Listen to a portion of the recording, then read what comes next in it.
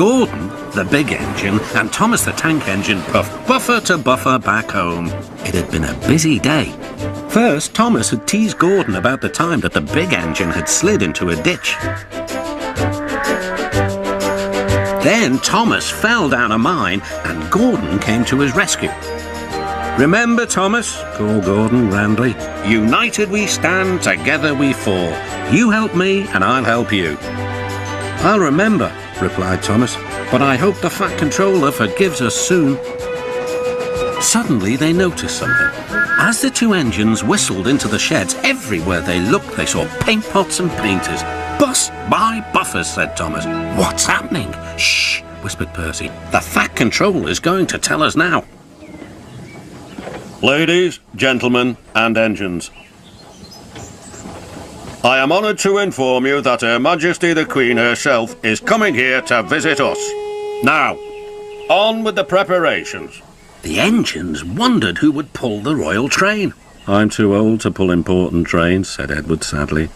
"I'm in disgrace," sighed Gordon gloomily.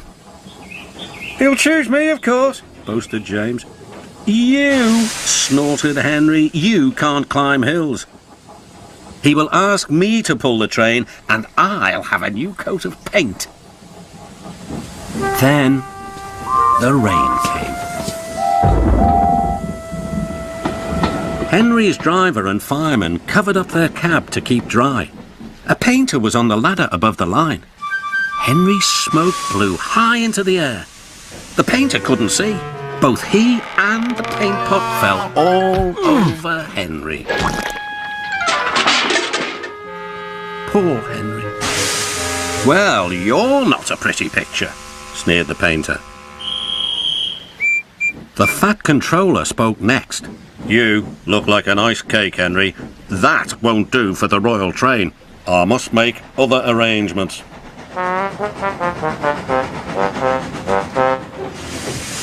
Gordon and Thomas were waiting for him. "Please, sir." "One at a time," replied the Fat Controller.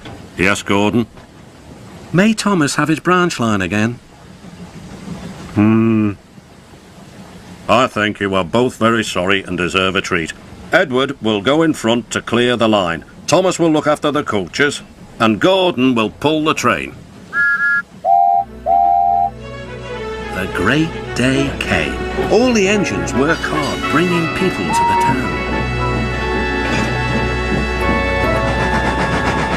Thomas sorted out their coaches in the yard.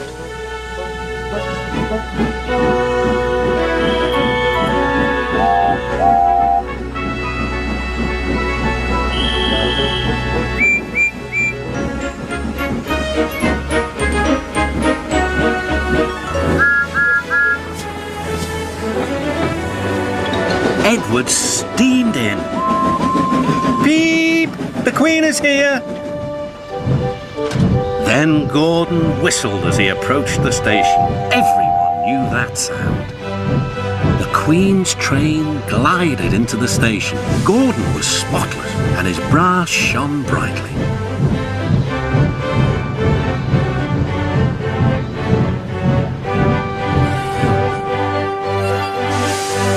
The Fat Controller stood to attention.